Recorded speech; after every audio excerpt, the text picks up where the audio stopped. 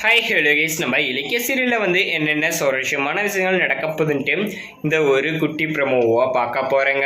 என்னென்ன சுவாரஸ்யமான விஷயங்கள் நடக்கப்போகுதுனாக்கா, இது வரைக்கும் எவ்வளோ பிரச்சனையை பண்ணிட்டு தப்பிச்சிட்டு இருந்த இந்த அஞ்சலிக்கும் சரி, இந்த பைரவிக்கும் சரி, சரியான ஆப்பு தான் இப்போ மாட்ட போகுது. அது மட்டும் இல்லாமல் இப்போ நம்ம இலக்கியாவும் எல்லா உண்மையும் ஓப்பனாக சொல்லிட்டாங்க.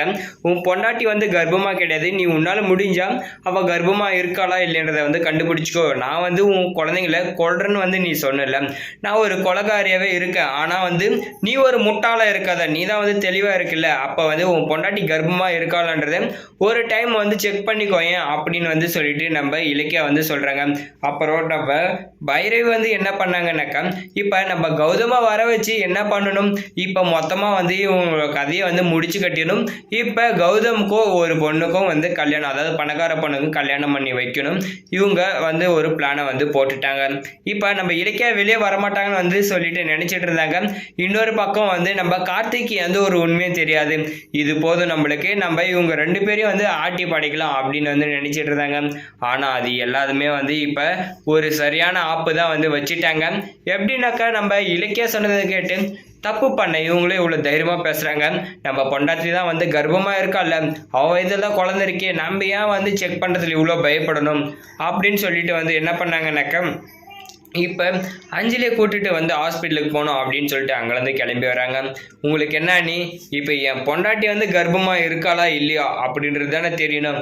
நானே இப்போ போயிட்டு கூட இருந்து நானே செக் பண்ண போகிறேன் அப்படின்னு சொல்லிட்டு கார்த்திக் போகிறாரு. போயிட்டு அந்த இடத்துல என்ன நடக்குதுனாக்கா, டாக்டரும் என்ன பண்ணாங்க, போன டைம் மிஸ் ஆகிட்டலடி மவளை, இப்போ வசமாக மாட்டிக்கிட்டேன், இப்போ எல்லா உண்மையும் சொல்ல போகிறான் அப்படின்னு சொல்லிட்டு நம்ம கார்த்திகையில் செக்கப் முடிச்சுட்டு சொல்கிறாங்க. என்ன ஒரு வார்த்தைனாக்கா, உன் பொண்டாட்டிக்கு குழந்தை பெற்றுக்கிற தகுதியே கிடையாது அப்படின்னு சொல்லிட்டாங்க.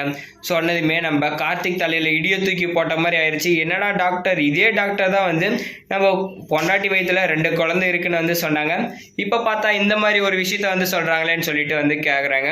அப்போ தான் போன டைம் வேறோட பொண்ணோட ரிப்போர்ட்டை தான் கொடுத்தேன்.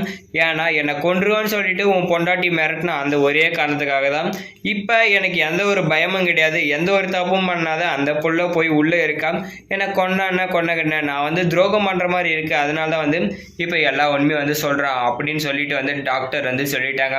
டாக்டர் சொன்னது ரொம்ப சூப்பர் தான். அந்த இடத்துலயே நம்ம அஞ்சலி கண்ணத்தை பல்லார்னு அடித்து பழுக்க வச்சுட்டாரு நம்ம கார்த்திக்.